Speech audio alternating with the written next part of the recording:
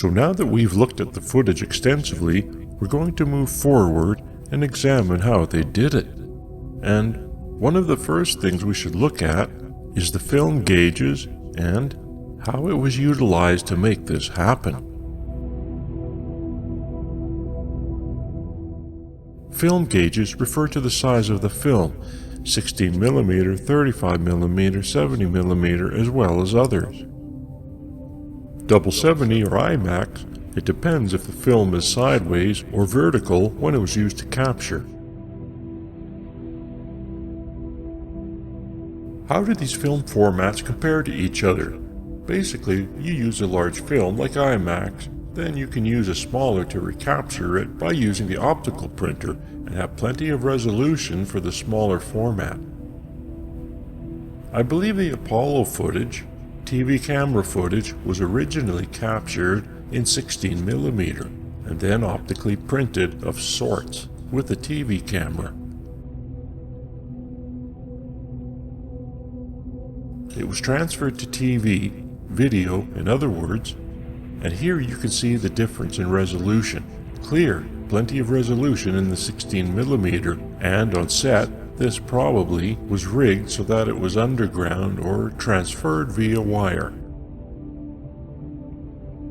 I know that the TV camera had fiber optics in it. It's very similar to an endoscope. The lens is on one end of the fiber optic, and the light moves through the fiber optic to whatever is receiving the light on the other end.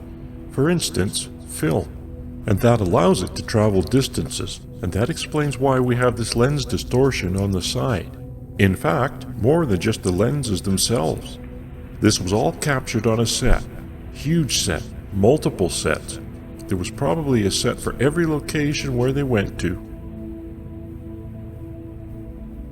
Possibly reused, rebuilt, but they were highly accurate, built on satellite imagery, captured for the Apollo program. Highly detailed, highly accurate imagery. How big were the sets? Well, they weren't as big as the entire location visible in the scenery, in the images and the footage. That would be absurd. Might as well just go to the moon, if you could. So, how big were they? Well, if you reduce things, was it everything you saw? Was it just the close mountains? That's still too big. Well, firstly, it had to be enclosed. Was it this small? No. I'm guessing around this big, 300-meter diameter or somewhere in that range. The background was a backdrop of sorts, such are used in the movies, but a very sophisticated one. This was an enclosed environment with a backdrop. The backdrop was projected with highly accurate model imagery created that matched the set.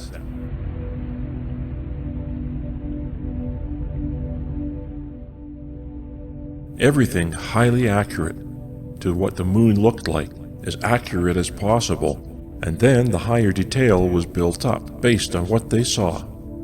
There were advanced satellites and landers sent to the moon, unmanned. They took pictures. They used that as reference. The projection method was photographs of the model with soft boundaries and mosaiced together, just like the panoramic images that you'll learn about.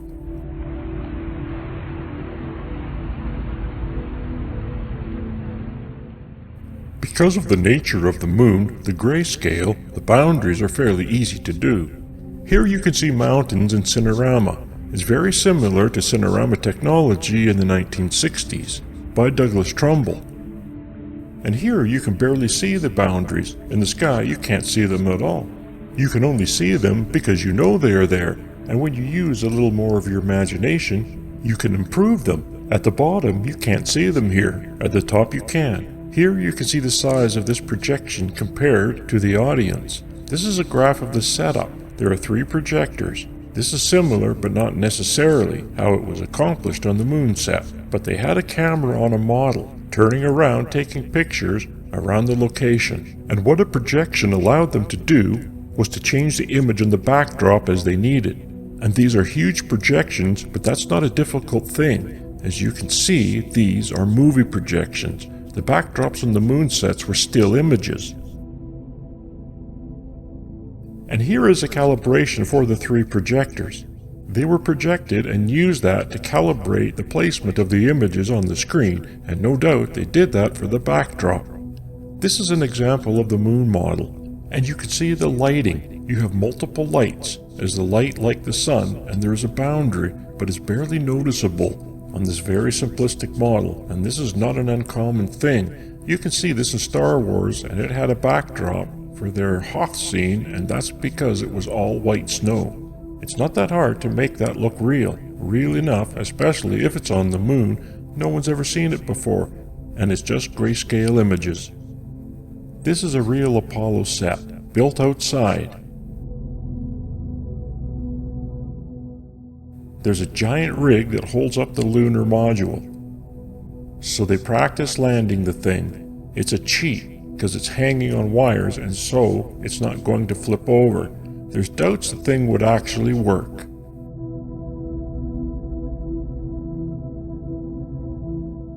Here you see it's a cheesy looking set because it doesn't have all the detail that was thrown in. That looks like a model, but it was sped up. I sped it up so that we don't have to sit here watching the whole thing. You can find it online, but it is an example of a large set with craters built. They did a much more sophisticated, reasonable implementation for the hoax, obviously, and sometimes I think that these kinds of footage too, they throw you off. Well, this is the best that we can do. It's the best you can do? Really? So here we have examples of maps of these locations of the landings. It's generated from satellite imagery and highly analyzed. Here you can see the scale is 500 meters.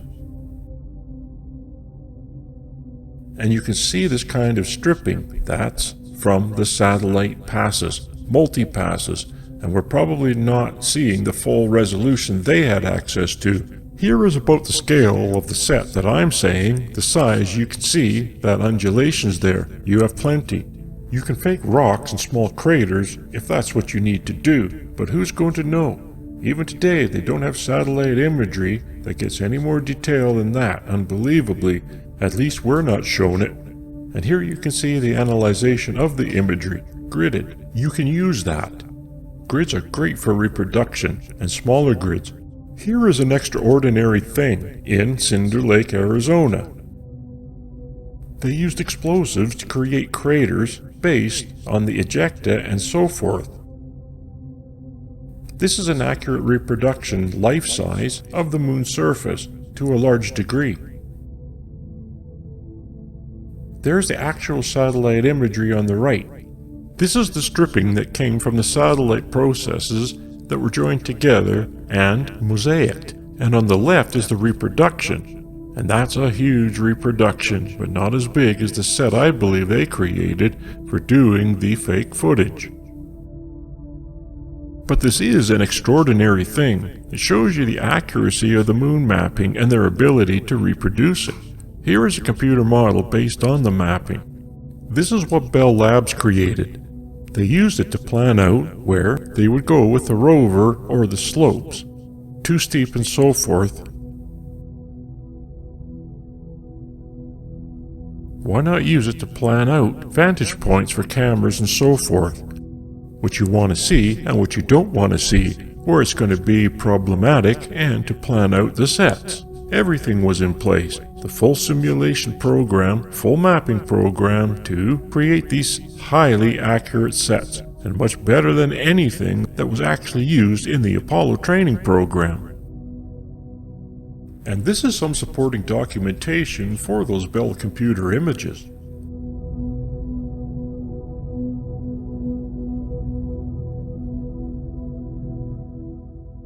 These are traverse maps that shows where they went. You can see the LM location. This is Apollo 11. They didn't go very far from the LEM. They show points that they did go to. Those funny looking circles are craters. And you can see Apollo 14 here. They actually went farther out, and locations where things happen. I think it's around 500 meters and 1,000 meters here, and it's not as far as you may think. However, on 15, 16, and 17, they actually went kilometers, 2 kilometers down as a reference. They drove pretty far, supposedly, and there's various locations. You can see EVA 1, EVA 2. That means which day they went out, because they went out on one EVA each day. Where certain stop points are, 2, 3, 4, 5, 6, and 7, where they had stopped and filmed with the rover, they had a set. So someone can do their due diligence and discover how many sets they probably created. This is my simulation, just mock-up again. Here we are at a landing location. This is a set reproduction, so to speak. In the foreground, actual sand, and in the background, it's a backdrop. And it's very similar to watching the footage you've already seen. And if you look more closely, you'll see later, they had multiple lights, but they're flagged off, meaning blocking their light shining on the camera. And they overlap softly. Because of the undulation surface, you'd never notice that there's multiple lights. And here, I took away the backdrop so you can see. And this is the set without the backdrop. Very, very revealing. This is where they were.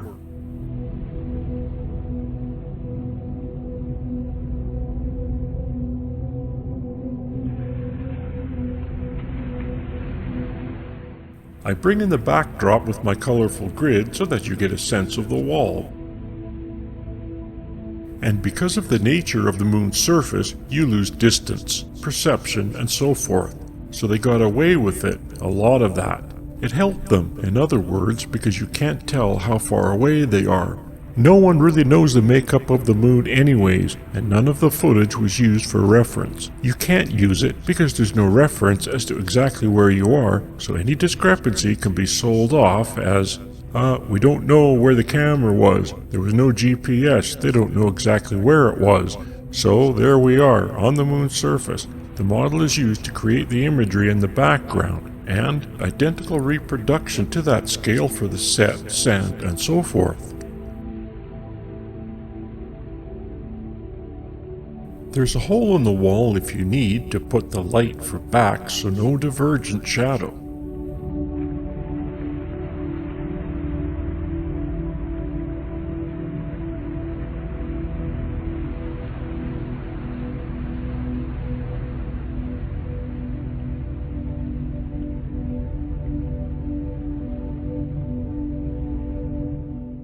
And here I will show you what happens when we take away the set and we're left with just the model, and of course the astronaut disappears too. It's different. It's not going to match up perfectly. You even find that later when we look at the landing footage, but it's close enough, certainly for this. So photographically, they almost definitely modified the photographs they took of the model to match with the set, and or modified the set to match with the photographs. So the edge boundary was seamless, color-wise, luminosity-wise, and so forth. They may have even adjusted it with the lights, because no one's going to know that it's slightly off from what it would actually be. And here we zoomed in on the set again, so that you can get a sense of how this was built. And if you were on set, and they moved the location of the camera, they just changed the imagery that was projected on the wall.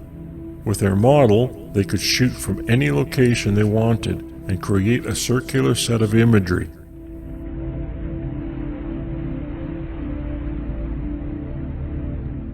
This is where you can see the dust event. The dust was sticky. Dirt, the sand was sticky because it was jagged, instead of smooth like the earth sand, which is absurd to me. Sand is sand, jagged or not. It's not going to stick to a suit. The reason it is sticky is because they had a mixture amount of oil or water in it. It doesn't take much. I did my own test. Go buy a bag of sand. You need a little bit of cooking oil. Just mix in a few drops with a handful or even a bowl full of sand and see that it starts to become malleable, almost like clay. And you can find the proper mixture so that it doesn't dust, meaning you don't see particles fly up in the air when you kick it. But it looks like they used a lot here because you can see it sticking to the machinery as well. In fact, the dust was so sticky, it stuck to metal. They call it moon dust. It's moon sand. And these are some of the clearer examples, probably because of the overblown suit. And the dust is not. The sand is not reflecting, it's dark sand. But they said they had problems with dust. And the sticky dust.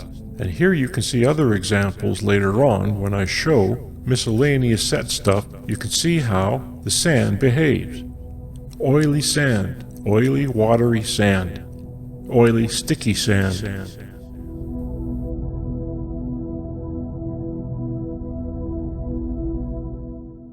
I mean, just look at that piece of equipment. It's absurd how much sand is stuck to it.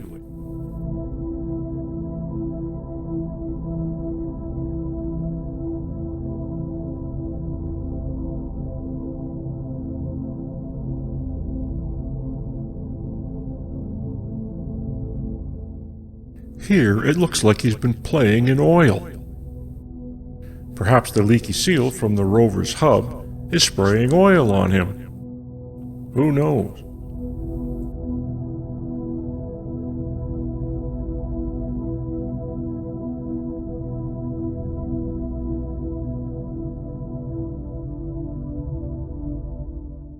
Here we have panoramic images generated by NASA from astronauts.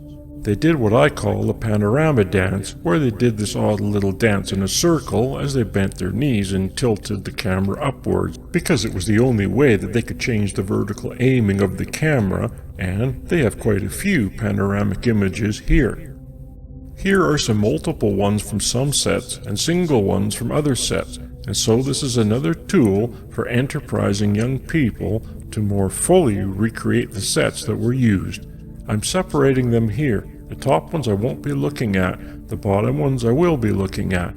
We only have to look at some to get a sense of how they support the locations actually being set, and its limitation of photography and distance differentiation, distance limitations of photography.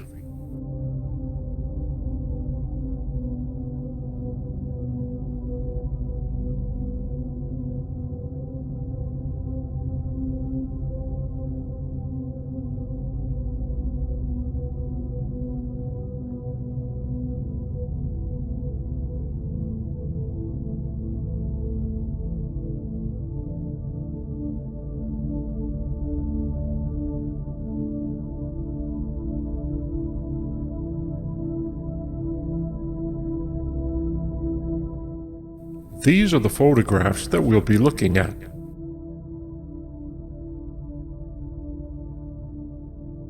You can see that I'm doing a fake rotation at the top, basically just scanning the panoramic image, which is essentially almost like spinning a camera in a circle. These are straight from NASA. I've done no modification other than the graph you see I'm putting at the top and so forth. It's kind of obvious what I've done, and you can see the photographic images changes as the astronaut made his turn. But here I'm showing that it supports it being on a set. There's nothing about these that say they could not be on a set. There's nothing about them that says they definitely were on a set. And that's the advantage of the photographic limitations.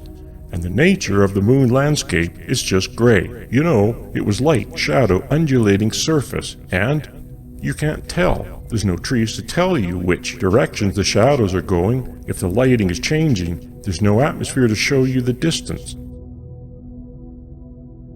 It's a very, very simple set, which makes it very, very easy to simulate.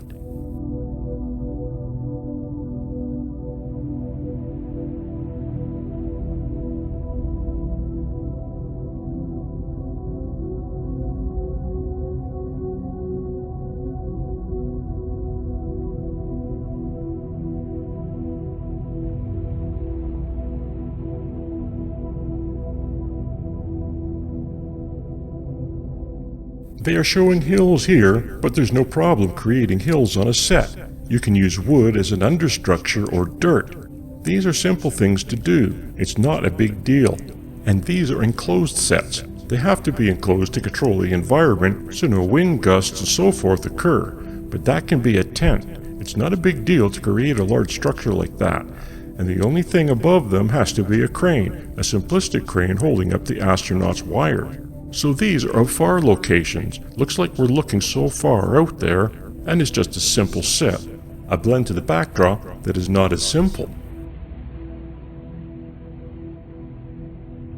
On this one, we are actually behind the LEM, and as you can see, they always get out on the shadow side, and here you can see the sunny side. They did most of the action on the dark side, the shadow side. Here, we're in a little dip, and that's an easy thing to do. We're going near the edge of the set here, and the main part of the set is on the other side of the LEM. This is the same footage, I believe, where you see the rover driving around and you see a reverse angle of this scene. This is the reverse angle, there's the LEM, we were just on the other side. You can see it's kind of a little hole there. This is where the rover was driving around. And there's the rover. This is the lens flare. It happens once you get light from a light source, almost directly entering the lens. And lots of trash. It seems like they like to trash the moon for some reason. And look behind the LEM, there's nothing. And even in the stereo photography a little later, you'll see all of this is supported by the depth perception. It was flat after a certain distance, real or fake.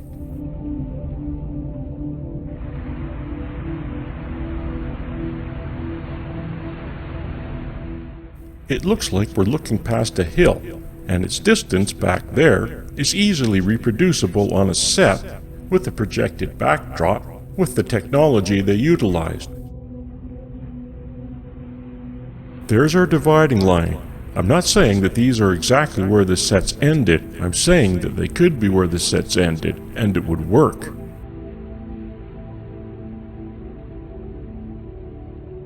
It would take quite an extensive analysis of all the footage captured at one location to find out more precisely where the set ended and backdrops began when it was implemented.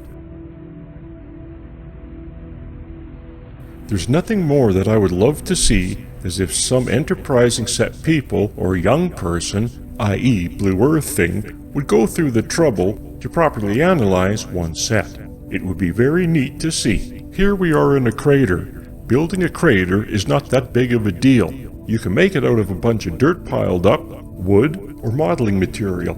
You could even put some kind of hard surface material on top and then cover it with sand. I imagine they printed it with sand in the sense that they had some kind of sprayer at the top spraying colored sand in patterns based on how they sort of had the world created. I refer to this process as shotcreting. They did the same thing on the model. You just plan out how you're going to recreate it, projecting, spraying the sand, paint, and what you have. And here is all the sand, and they did it in layers. Darker sand underneath if you needed it, lighter sand on top. They went through the trouble of figuring out how many layers and patterns, putting certain colors sand down and so forth, and then the rocks, and even more sand on top of the rocks. I'd love to see how they especially designed and manufactured this process, but it's not. Certainly not even close to being beyond human capability.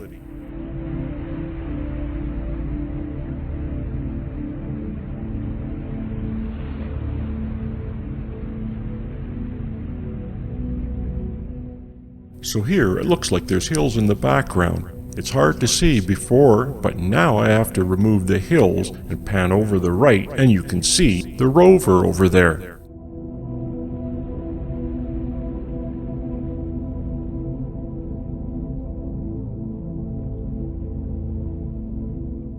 The LEM was over there too. It was difficult to see because of the lens flare.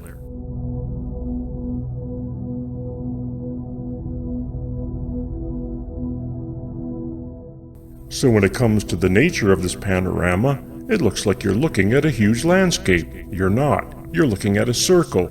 If you wrap one end over to the other, you make a cylinder.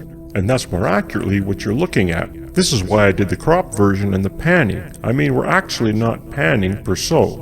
We're reproducing what the astronaut did, which he stood at one place and turned around, went in a circle, spun. Now these are very interesting landscapes, very cool looking, but they're reproduced moon topography.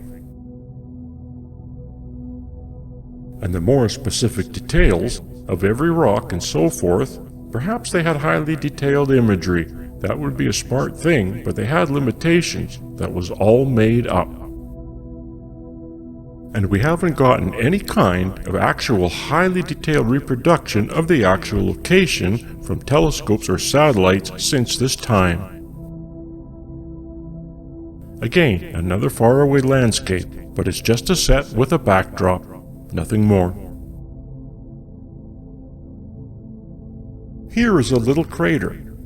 We'll see the left image on the right side, and the right image on the left side.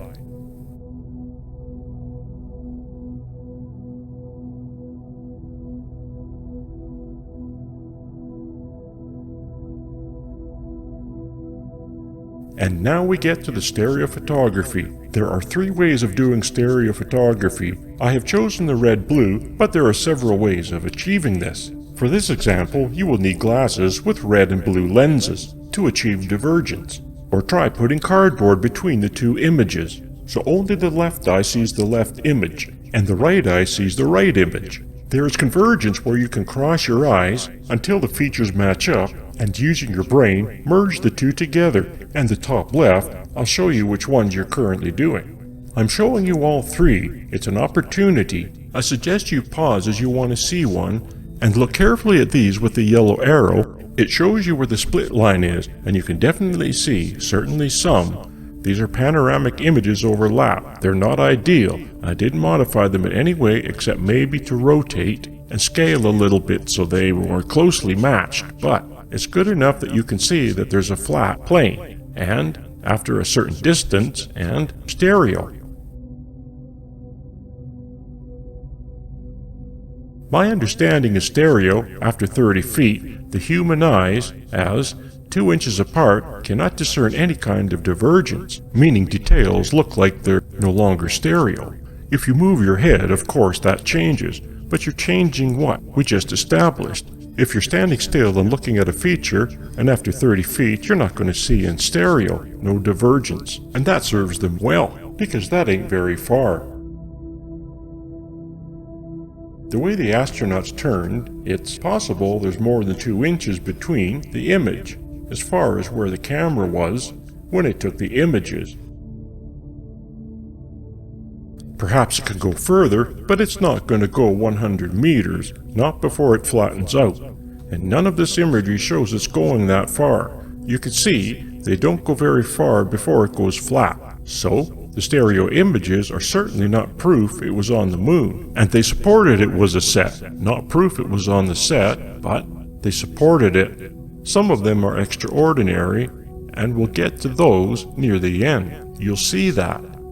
It looks like you're going to look at a flat surface, going into the distance. But in stereo, well, there's a wall. And it's the limitations of stereography and, well, a wall.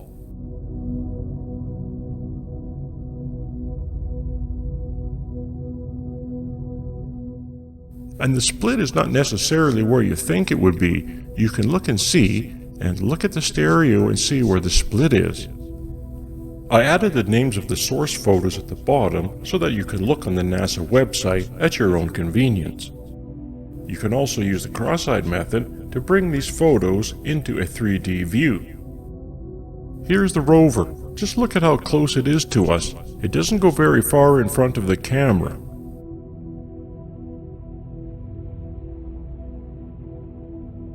Using the cross-eyed method, you can see that it does not go far in front of the camera. It looks like you're looking into the valley, but you're looking at a short distance of a set, but a beautiful backdrop nonetheless.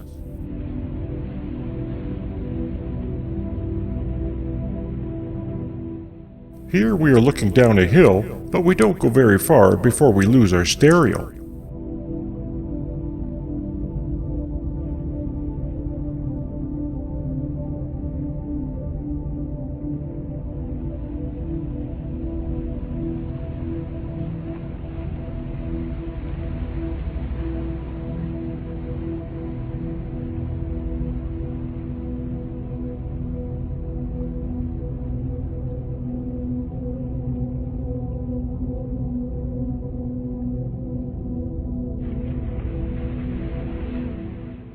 These are really extraordinary. Look how close it is to us before it's flat. Here's another one, right up close. The other thing amazing that happens is your brain, seeing indicators of dimensionality, will create it for you, but it's not really there. If you look carefully, you'll see.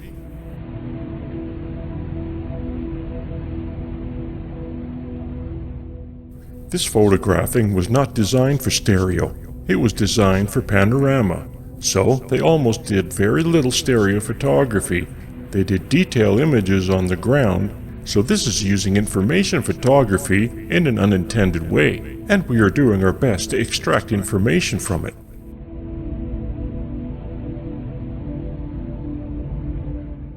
This is a slight overlap, not nearly the overlap, but like the others. You can still see the split lines very close.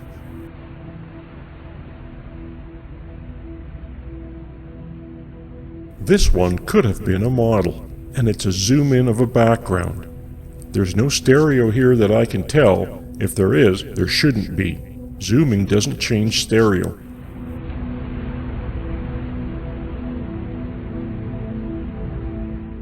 This is from the top of the lem. There's hardly any stereo to note, other than the difference between the lem and the ground.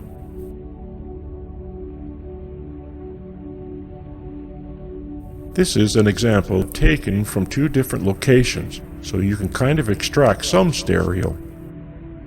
It looks like it's dimensional in the background, and that shows it's two different angles in the background. And that's quite possible, but that was done by changing the image that was projected on the background, shot from a model. The model was three-dimensional. You change the image based on where the astronauts are on the set, and you get an accurate image of that.